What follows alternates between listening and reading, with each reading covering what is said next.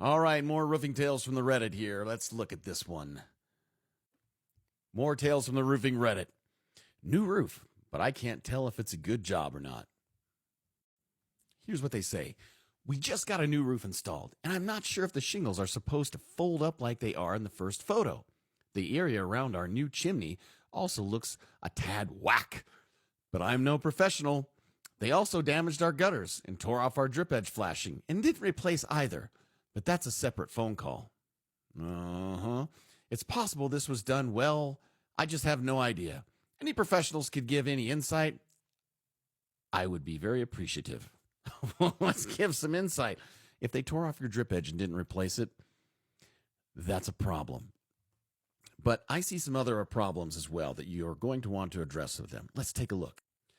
As far as damaging your gutter, they absolutely need to replace that for you. There's no excuse for that. And bad contractor. Okay, here's one of the initial problems I see that I don't like. I do not like. Here, let me zoom myself out. I do not like this silly thing right here where they're trying to cover up the flashing with some tabs on there. Absolutely unnecessary, and also unnecessary, and rather pointless. If you really don't want to see the metal of your flashing, just have them. They should just paint it, okay? And then I'm concerned also, did they punch any nails in close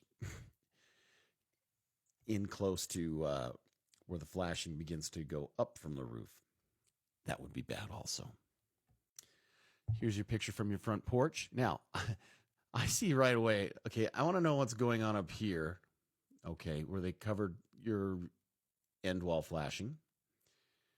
There's something funny happening there. And it's hard to see in here, but if you can see these little lifts in the shingle, let's zoom in. Okay, let's talk about the elephant in the closet right here.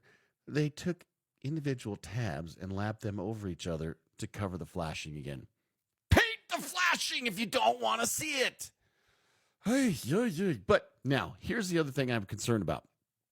Again, we're looking right there and there. Do you see how the shingle is humped over? When we would do 3 tabs back in the day, we would, at the end of the job, we'd always have somebody step back from the ground and look up and point them out to people, somebody on the roof, because you would get a high nail, and you would want to find those and knock it all the way down. I'm suspecting that's what you're seeing there, and you probably have a lot of them. Other than that, they ran your shingles in a rack. They kept it relatively straight. But again, this stuff down here is just pointless. Just paint the doggone thing and get over with it. So in conclusion, I have some serious concerns about them taking your drip edge off and not reinstalling it. If it's there, it should have been replaced. Second, they need to fix the damaged gutter. It's no different than if they had dropped a ladder on your car and damaged the hood of your car. They would need to make it right. They should have insurance that covers it. Probably going to want to cover that out of pocket, though, to fix that gutter. That being said, this is a great lesson. If you're hiring a contractor, always ask for a certificate of their insurance prior to signing any agreements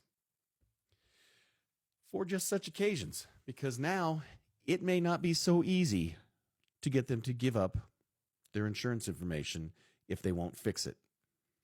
Hopefully they're bonded and their bond is registered and recorded with your state. If that's the case, then you have some options for recourse. For instance, here in Utah, I think they got rid of it now. There used to be a contractor's recovery fund.